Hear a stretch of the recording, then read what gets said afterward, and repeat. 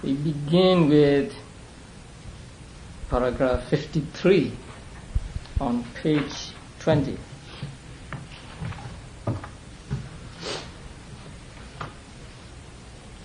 And the paragraphs beginning with this one, there's a detailed explanation of the passage given in paragraph 42b.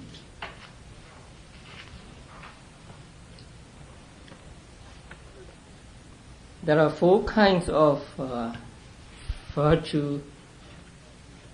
The virtue pertaining to the restraint of patimokkha, and the virtue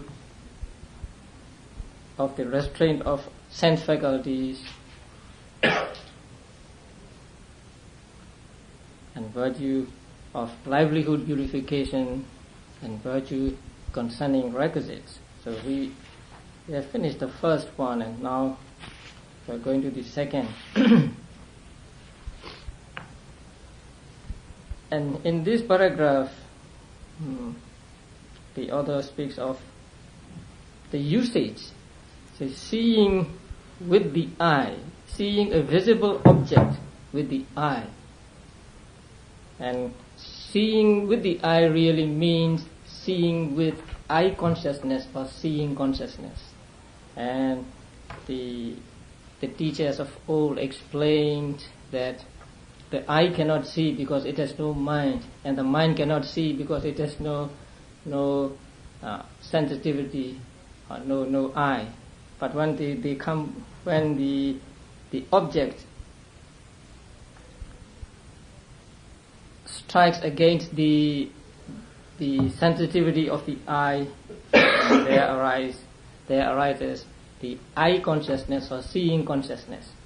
So when we see something, we see with eye consciousness or seeing consciousness.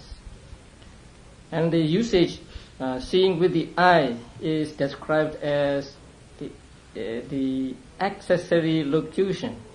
I don't know what that means. Accessory locution. In Pali it is called Sāsambhārakatha. And the example given here is, he shot him with his bow. What is the meaning of to shoot? Because the Pali word here is to pierce or to hit. So he hit him with his bow. Actually, he hit with the arrow and not the bow. But without the bow, you cannot shoot the arrow. So the usage comes to be as he hit him with his bow. So shooting may mean, can you say you shoot with a gun? Yeah. Then shooting may not be the correct you shoot with translation. The bow. You shoot an arrow with the bow and you shoot bullets with a gun. Right. But the usage is you shoot with a gun. Yeah. Right? Oh. And we can say you shoot with an arrow here. You shoot with the bow that's correct. Maybe more correct was you shot him with a bow and arrow. That's right. Now, when a monk sees a visible object, then he apprehends neither the signs nor the particulars. Now, the sign here means the sign of a man or a woman. That means when a monk sees a person, then he is not to see that person as a man or as a woman, or any sign that is a basis for defilement, such as a sign of beauty, etc., or as it is beautiful, it is attractive, and so on. He stops at what is merely seen. So he must train himself so that he stops at just seeing and not going to making evaluations or putting some values on the thing observed. And this kind of advice is given in many suttas, especially to Mālunkyaputta and bahiya. So Buddha said, just stop at seeing when you see something. So do not go to putting some more thing on it. Here also, just stop at seeing and do not take the object as a man or a woman or attractive or beautiful and so on. And he does not take the particulars. And here particulars means the aspects of or the shape or whatever of hand, foot, smile, laughter, talk, looking ahead, looking aside and so on. So these are called particulars. In Pali, Anubhyanjana, because they make known or they particularize the defilements. So when we take particulars of what we see, then the defilements the defilements grow in our mind. So we are not to take neither the signs nor the particulars. He only apprehends what is really there. That means he only apprehends the visible datum there. Just seeing a visible object and not seeing a man or a woman. And that is very difficult to achieve, and it would be possible only when you practice mindfulness meditation. Without mindfulness meditation, it's very difficult to just stop at seeing and not seeing a man or a woman or going to the particulars. Suppose you hear a sound from outside, then in a fraction of a second you have computed all the particulars of the sound, whose sound it is, where it comes from, whether it is loud or soft or whatever. So it is very difficult to stop just at hearing when we hear something and just at seeing when we see something. Only long practice of meditation, vipassana meditation, can help us to achieve this. But in this story, this monk was not practicing vipassana meditation actually. He was practicing the contemplation on the foulness of the body, or 32 parts of the body. We among the 40 subjects of calm meditation, there is one subject called contemplation of the body, and it consists in contemplating on the different parts of the body and viewing them as foul or repressive and so on, repulsive and so on.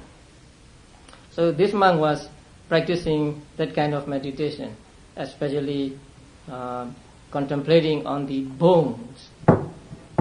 So when he met that woman and that woman laughed and showed her teeth, he got the sign of the bones and not the particulars of a woman. That is why he said, I did not know whether a man or woman went this way. What I noticed was just a skeleton. A group of bones. A group of bones, yeah. There goes a group of bones. And he was able to... And after that, the sign of bones came to his mind, and he contemplated on the bones as vipassana, as impermanent, as suffering, as egoless, or as insubstantial, and so he was able to reach arahantship while standing there. So he has long been practicing calm meditation, and at that moment he practiced vipassana meditation, depending on his subject of calm meditation. So he reached arahantship through the practice of vipassana meditation actually.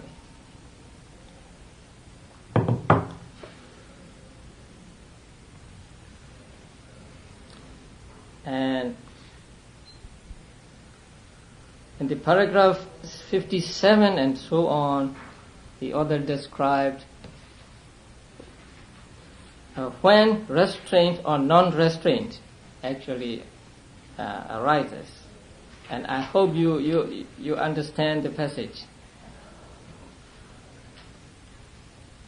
If you have gone through Abhidhamma, you will easily understand. So restraint or non-restraint is not actually in the eye faculty or in the eye, since neither mindfulness or forgetfulness arises in dependence on eye sensitivity. On the contrary, when a visible datum as object comes into the eye's focus, then after the life continuum has arisen twice and ceased, the functional mind element accomplishing the function of adverting arises and ceases. If you are familiar with Abhidhamma, you understand it easily. Life continuum is, I think you remember, Bhavanga. And then functional mind element accomplishing the function of adverting is just the five sense door adverting. Do you have the diagram of thought process in mind?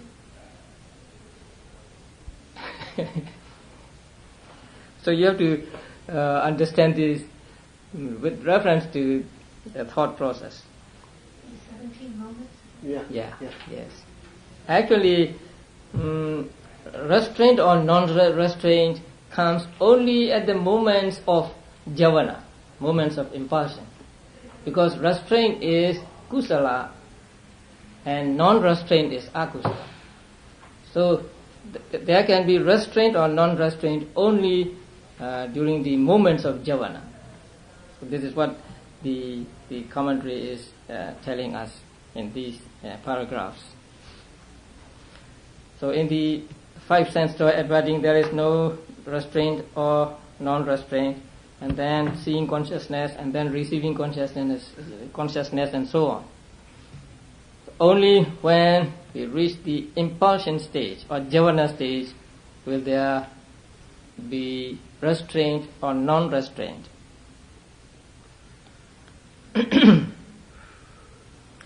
And in the footnotes on page 23, I would like to make some corrections or additions. The second paragraph of the footnotes. There is no unvirtuousness, in other words, bodily or verbal misconduct, in the five doors. Consequently, non-restraint, please put non-restraint of unvirtuousness happens through the mind door, and the remaining non-restraint, there also, we should say non-restraint. The remaining non-restraint happens through the six doors. For the arising of forgetfulness and the other three could be, could be is better than would be, because they can arise in five doors as well as in the mind door. So could be in the five doors since they are unprofitable states. Unprofitable means unwholesome state, opposed to mindfulness, etc. But, not and. But there is no arising of unvirtuousness consisting in bodily and verbal transgression there, because five door impulsions do not give rise to intimation. Do you remember the bodily intimation and verbal intimation among the 28 material properties?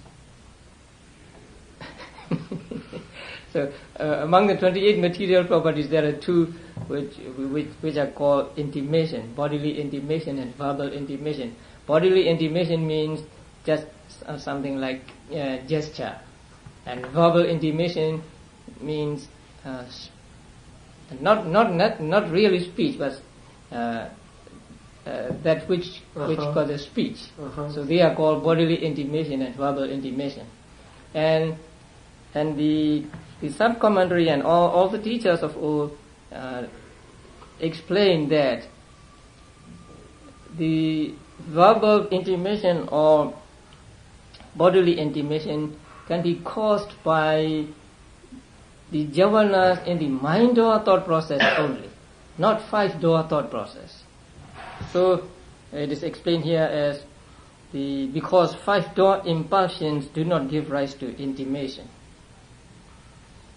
And the 5 kinds of non-restraint beginning with unvirtuousness are stated here as the opposite of the 5 kinds of restraint, beginning with restraint as virtue. And these 5 are given on page 7. So you may go back and read. So restraint or non-restraint arises only at the impulsion stage.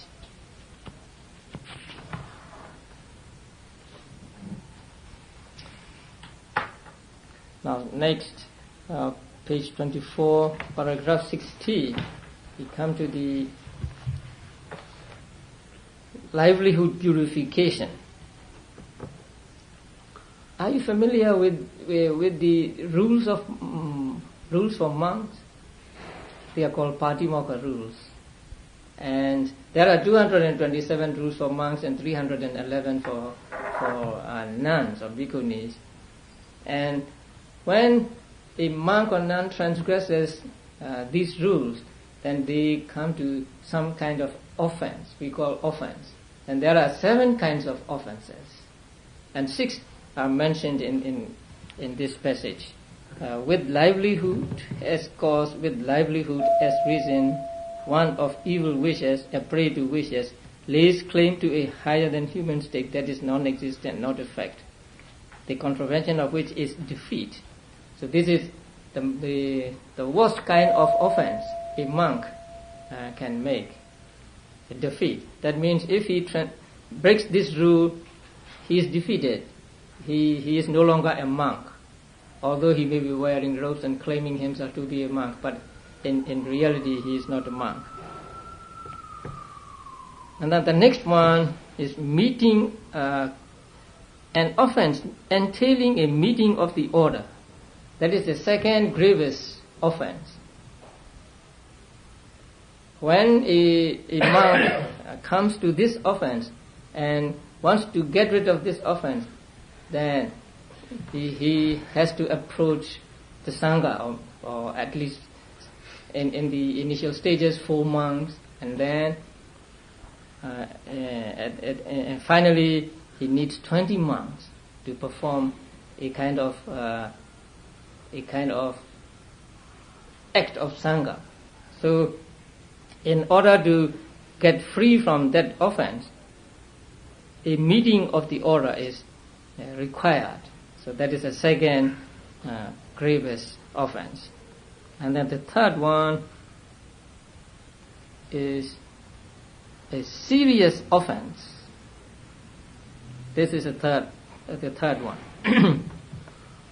Serious offense. This can be got rid of just by making confession. So if a monk says, not referring him to himself directly, but he would say, the monk who lives in your monastery, in the monastery you have told me that is an arahant. Actually, he wanted to say, I am an arahant. He is not really an arahant. But he didn't say, I am an arahant. But he would say, the monk who lives in your monastery is an arahant. And if the person whom he is speaking to knows that at the very moment, then he comes to this offense. So, in this translation, the contravention of which is a serious offense in one who is aware of it, that does not give the meaning of the Pali.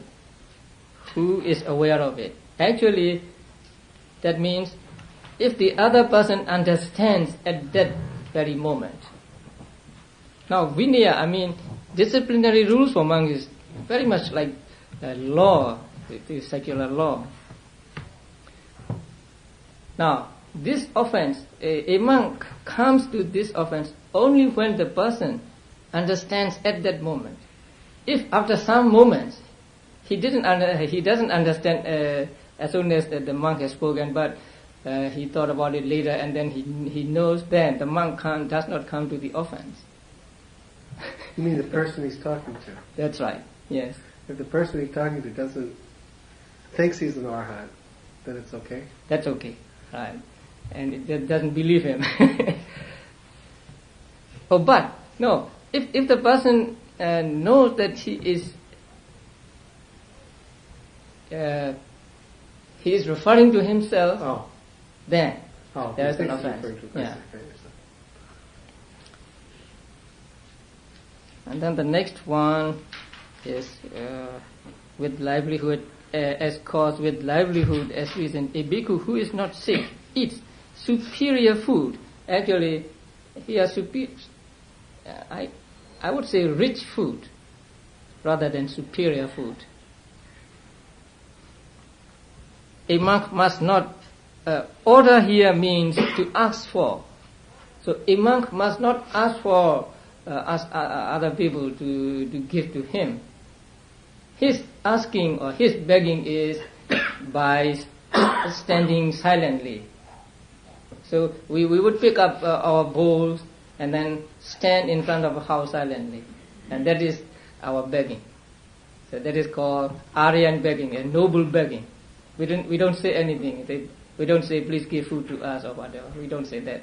But with our bowls we stand at the entrance of the house, and then lay people come out and they give us what they have. So order here means just asking. So a monk must not ask.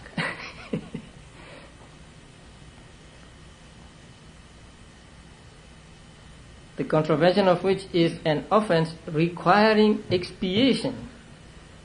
Requiring expiation. Well, what is expiation? Forgiveness? Right. It's actually by confession. Maybe, yeah. Yeah. We make confessions to each other, not to a confessor like in Catholicism, but we confess to each other. So by confession. Now the next one is with livelihood as cause, with livelihood as reason. A bhikkhuni who is not sick eats superior, also rich food that she has ordered for her own use. The contravention of which is an offense requiring here special confession, not just confession, special confession. There are two kinds of confession we make, according to which rule we have broken. So this rule, the contravention of this rule requires a special confession to get rid of it. So for a female monk of bhikkhuni to do the same act requires more. It's more of an offense.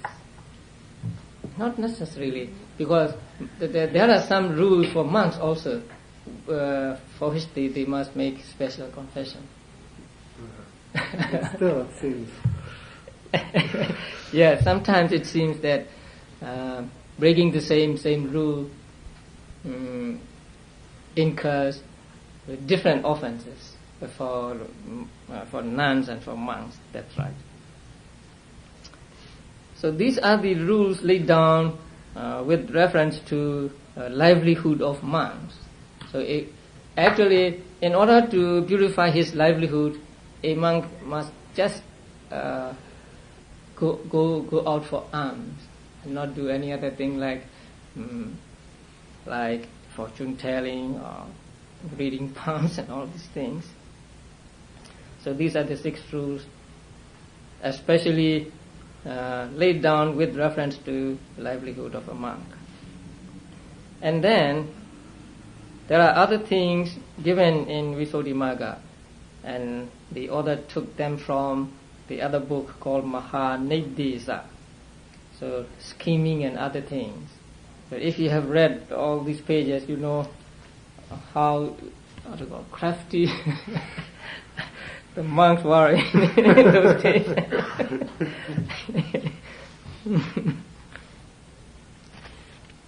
So they are not difficult to understand. Now,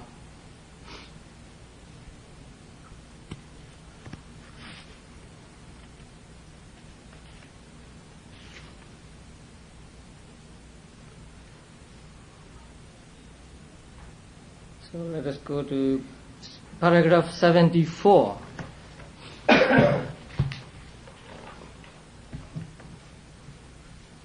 Suggesting is insinuating by specifying thus: that family alone understands me.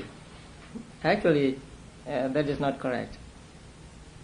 The correct meaning here is that family knows me only and not others. And the monk wants to impress others. So I am the only one, and that family knows, something like that. So that family knows me only, not that family alone understands me. If that family alone understands me, then I'm not impressive. Only one family knows me.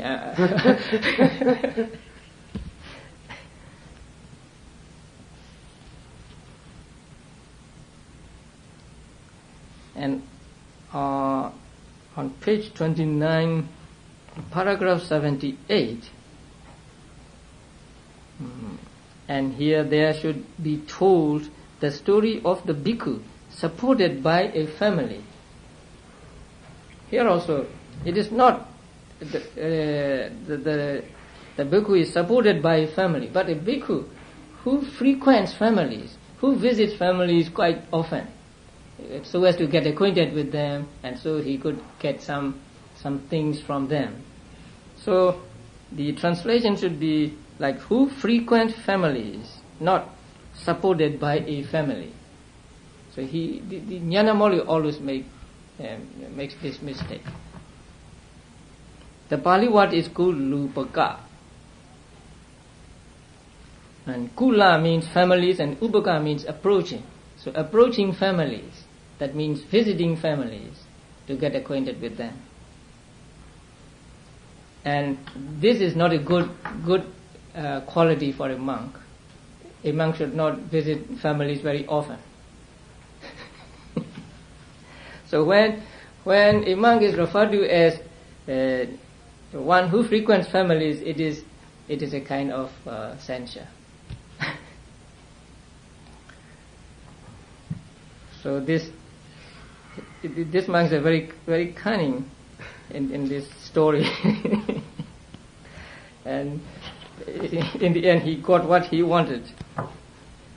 The woman became frustrated, and she said, "There is no hoodwinking the shaveling."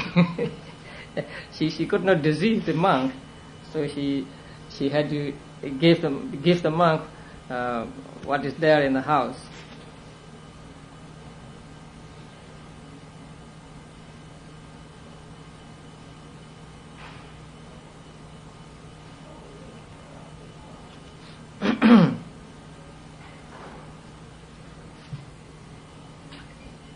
And then on paragraph, let me see, page 30, footnote, in the footnote, I'll read it. A donkey, you belong to the states of loss, you belong to hell, you are a beast. There is not even a happy or an unhappy destiny to be expected for you. And that is also not correct. If someone were to say to me, and I do not have a happy or unhappy destiny for me, I would be very glad. Because it is only an arahant. But it is these are the words of abuse. So what really means is there is not a happy destiny for you, but only an unhappy destiny for you. You are going to hell, something like that. So there is not a happy destiny for you, but only an unhappy destiny to be expected for you. It was taken from other books, not directly from Visuddhimagga. So there are some forms or some words of abuse current during the time of the Buddha, and you are a thief, you are a fool, you are an idiot, and so on. And then on page 31, towards the bottom of the page, reflecting wisely is reflecting as the means and as the way. By knowing, by reviewing, is the meaning. Now, with regard to 4 requisites, monks have to make reflection whenever they get the requisites, and also whenever they make use of them. So when we put on our robes, then we have to reflect on it, like I put on the robe to ward off cold, to ward off heat, and to avoid bites by insects, and so on. And when we eat also, we have to make reflection. I eat this not to beautify myself, not to take pride in my strength, but just enough to keep me going, practicing what the Buddha taught, and so on. So reflection is here meant. And the Pali word is Yoniso Patisankhaya, and it is the explanation of these words. So reflecting as the means and as the way really means reflecting by proper means, or knowing by proper means, knowing by what is the way. And the meaning is just reflecting or reviewing with wisdom, with understanding.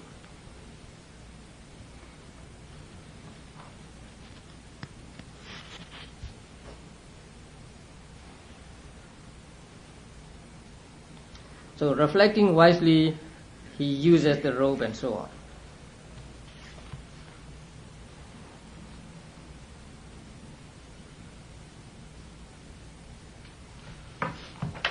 So from cold, from heat, and for protection from bites of insects and other things.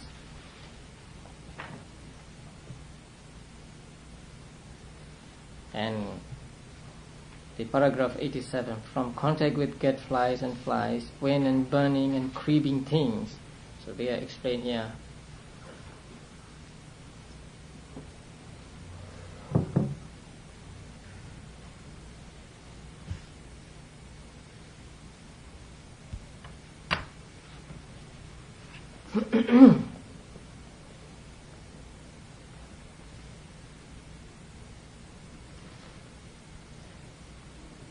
In paragraph 86, page 32, the top of the page, for protection, for the purpose of warding off, for the purpose of eliminating it so that it may not arouse affliction in the body. For when the body is afflicted by cold, the distracted mind cannot be wisely exerted. That is why the Blessed One permitted the robe to be used for protection from cold. So in each instance, except that from heat means from the heat of fire. The origin, actually it's not the origin, the occurrence of which should be understood in forest fires and so on. So it is not the origin, it is occurrence or happening. The Pali word is sambhava, and sambhava can mean a cause or just happening, and it here it means happening. So that means the example of fire can be seen in a forest fire or house fire and so on. Fire means that kind of fire.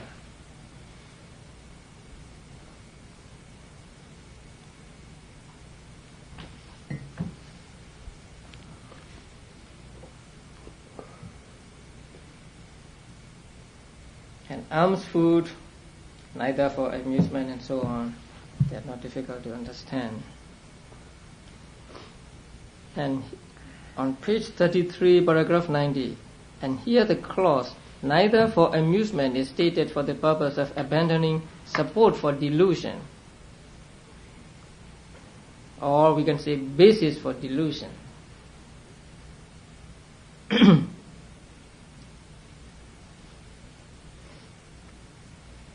And then further down, not for smartening nor for embellishment, is said for the purpose of preventing the arising of feathers for another.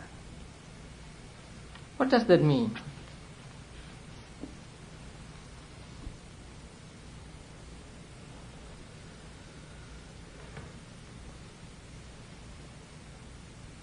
Not for smartening, nor for embellishment. It said for the purpose of preventing the arising of fetters for another. Actually, we should reflect this way so that we do not have defilements, and also other people have no defilements for us. If we take food for smartening ourselves, embellishing ourselves, then we'll become attractive, and so it may arouse some defilements in other people as well. So instead of saying the arising of fetters for another, we should say the arising of fetters for others as well. That means for others as well as for us, for ourselves.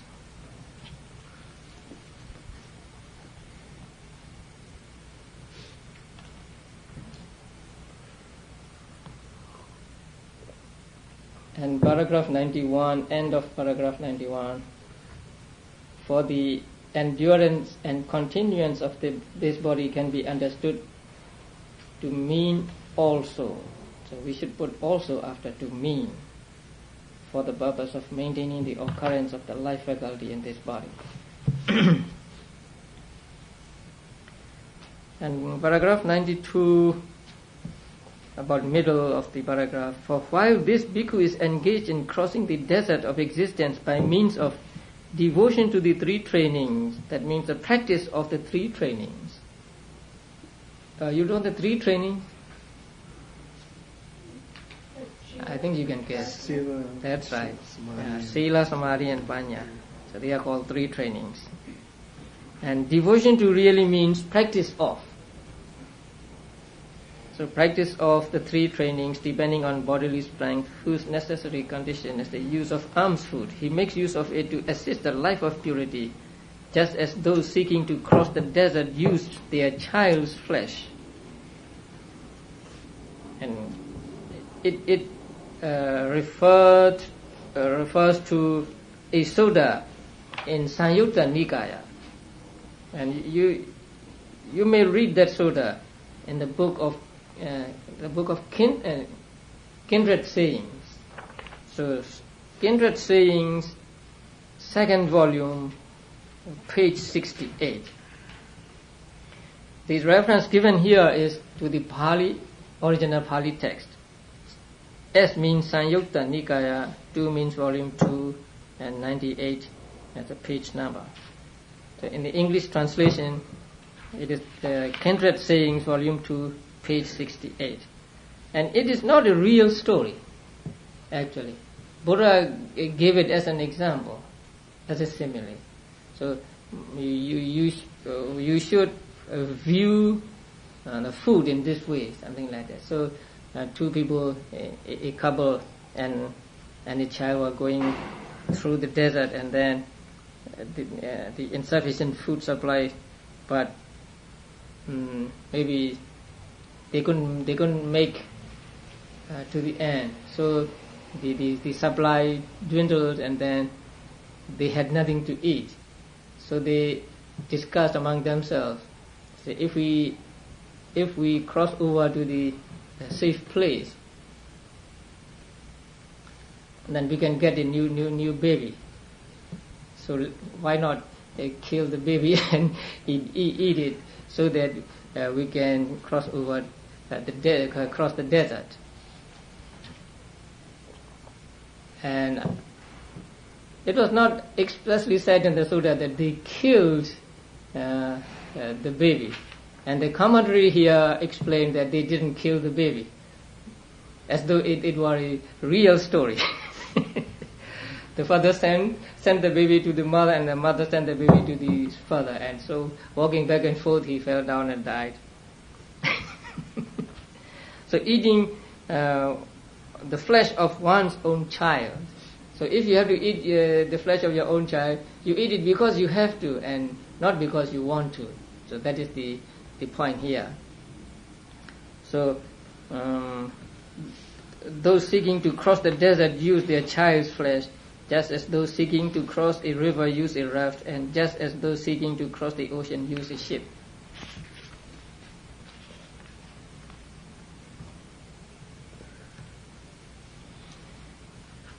And the verse given on page 34 down below: with 4 or 5 lambs still to eat, let him then end by drinking water.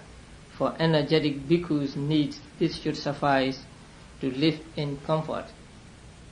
This is a stanza much quoted by especially by our teachers or by monks who wanted to advise other monks not to be greedy in eating. So with 4 or 5 lambs still to eat, let him then end by drinking water. So don't eat to the full. So leave about 4 or 5 lambs and drink water instead. This way you'll be comfortable. And it is true, if you eat too much, and especially when you're on a retreat and have to meditate, you find it very difficult to meditate. So it is better not to eat to the full, but to eat a little less and drink water instead. For energetic bhikkhus' needs, this should suffice to live in comfort. Energetic bhikkhu really means a monk who has sent his mind to Nibbana, or to the attainment of Nibbana.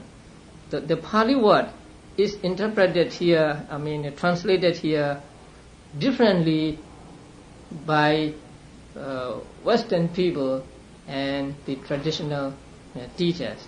So according to traditional teachers, the word means one who has directed his mind to the attainment of Nibbana. But the Western scholars translated this to mean having made effort or energetic. The Pali word is pahitata, so it can mean both things, both meanings. One who has sent or who has directed his mind to Nibbana, or one who has made effort. And the second meaning is preferred by Western scholars. So here, for energetic bhikkhus' needs, or here energetic really means one who is practicing meditation with a view to attaining Nibbana. This should suffice to live in comfort. So a meditating monk should not eat much. Now, resting place, or just the dwelling place.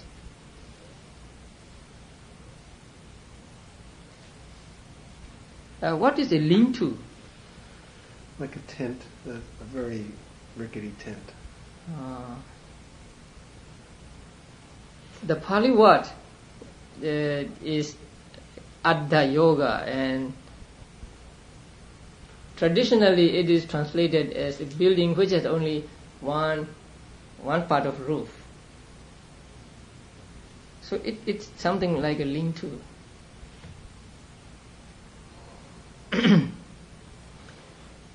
A monastery or a lean-to. There are five kinds of dwellings allowed for monks. So one is monastery, or it is called a vihara in Pali, and the other is a lean-to, and there are 3 more. Now, the Pali word for a dwelling place is for monks is Senasana.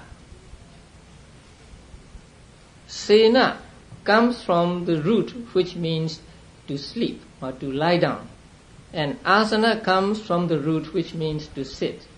So really, a place where a monk lies down or sleeps, and a place where a monk sits is called his place, his dwelling place, his senasana.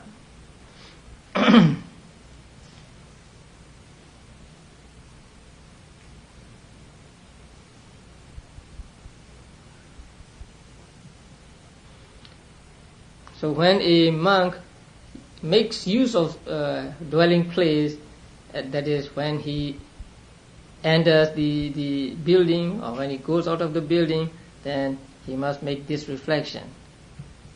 I use this dwelling place to ward off cold, to ward off heat, to avoid bites of insects and so on.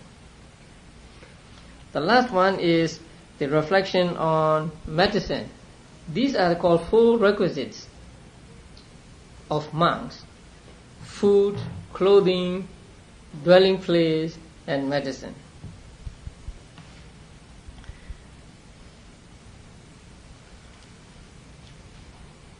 So in paragraph 96, about 6 lines down, any work of a medical man such as oil, honey, ghee, etc., that is suitable for one who is sick is what is meant. The word for ghee is not in the Pali original.